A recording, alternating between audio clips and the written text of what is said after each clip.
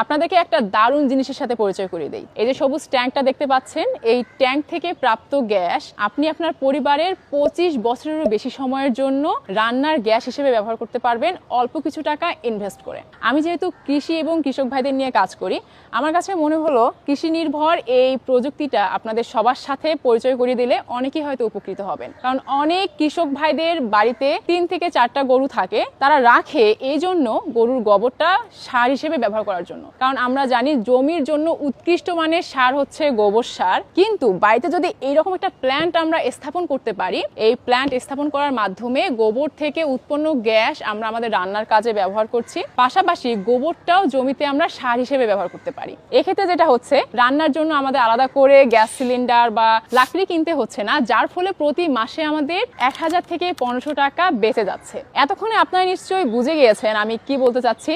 হ্যাঁ, বায়োগ্যাস প্ল্যান্টের কথা বলছি, কিন্তু এই রকম না। এই বায়োগ্যাস প্ল্যান্টটা অনেক বেশি আধুনিক, অল্প একটু জায়গা জুড়ে 6 ফিট বাই 6 ফিট জায়গাতেই এটা স্থাপন করা সম্ভব, এবং এর আরো অনেক সুবিধা রয়েছে। এই প্ল্যান্ট সহজে লিকেজ হয় না এবং খুব সহজে এক জায়গা থেকে আরেক জায়গায় স্থাপন করা সম্ভব। আমাদের দেশে কিন্তু অনেক জায়গায় বন্যা হয় বর্ষাকালে, বন্যার সময় আপনারা চাইলে উঁচু জায়গাতে এটা স্থাপন করতে পারবেন। দারুণ এই প্রযুক্তি আমাদের দেশে নিয়ে এসেছে অস্ট্রেলিয়ান কোম্পানি অ্যাটেক সবুজ শক্তি নামে। এটা আমাদের দেশে অলরেডি অনেক চাষি ভাই ব্যবহার করছেন যাদের গরু আছে। সো আমরা এখন আছি একজন ব্যবহারকারীর বাসায়, চলুন তার অভিজ্ঞতা শুনি। তো এখানে আপনি কিভাবে ব্যবহার করছেন, আসলে গোবরটা কিভাবে দিচ্ছেন বা গ্যাসটা কিভাবে পাচ্ছেন? আসলে এটা 24 ঘন্টায় একবার গোবর দিতে হবে। সেটা এই চেম্বারে। এটা সকালে রান্না শুরুর আগে 60 কেজি গোবর, 60 কেজি পানি। এটাকে মিডিয়াম আকারে, না ঘন না পাতলা, হ্যাঁ প্রতিদিনই দিতে হবে। এটা গ্রীষ্মকালে, গরমকালে এটা গুলায় ওই ট্যাঙ্কের মধ্যে দিতে হবে। এটা দেওয়ার পর আপনার রান্নার কাজ শুরু করতে হবে।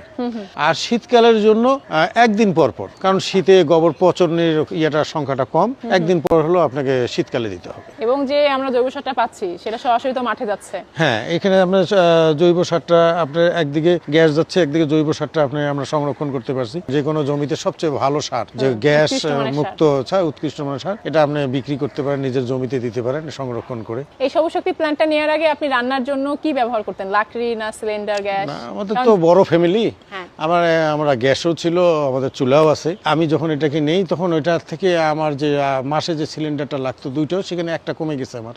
আচ্ছা, হ্যাঁ, তখন ওই জায়গাটায় আমার এটা সাশ্রয় হয়েছে। তো আসলে এই 3 বছরে আমার অভিজ্ঞতা দেখলাম মোটামুটি আমাদের ছোটর মধ্যে ভালো, এখানে বড় কোনো ঝামেলা নাই, অল্প জায়গার মধ্যে এটা করতে হচ্ছে। তো এখন অবশ্য চিন্তা ভাবনা করতেছি যে আরো একটা এখানে সংযোজন করে আমার একটা সিলিন্ডার কমানো যায় কিনা, ব্যয়ের থেকে এটা থেকে সংযোগ করা যায়, সেই চিন্তা ভাবনা করতেছি ইনশাআল্লাহ। সবুজ শক্তি এই বায়োগ্যাস প্ল্যান্টটি ব্যবহার করার ফলে আমরা যেমন আর্থিকভাবে লাভবান হচ্ছি, কারণ প্রতি মাসে আমাদের প্রায় 1 থেকে 1500 টাকা বেঁচে যাচ্ছে, ঠিক তেমনি এটা স্বাস্থ্যকর এবং পরিবেশ বান্ধব। স্বাস্থ্যকর এবং পরিবেশ বান্ধব এ কারণে বলছি, কারণ আমরা যখন লাকড়ির চুলা ব্যবহার করি তখন কার্বন মনোক্সাইড সহ বিভিন্ন ধরনের ক্ষতিকর গ্যাস নির্গত হয়, যেটা পরিবেশের জন্য যেমন ক্ষতিকর, ঠিক তেমনি স্বাস্থ্যের জন্য মারাত্মক ক্ষতিকর। বিশেষ করে শ্বাসকষ্ট এবং হাঁপানি রোগীদের জন্য অনেক ক্ষতিকর, হার্টের রোগী বাচ্চাদের জন্য বেশ ক্ষতিকর হচ্ছে এই লাকড়ির চুলার ধোঁয়া। কিন্তু আমরা যখন এই বায়োগ্যাস প্ল্যান্ট ব্যবহার করছি তখন কিন্তু এই ধরনের স্বাস্থ্য ঝুঁকি থাকছে না।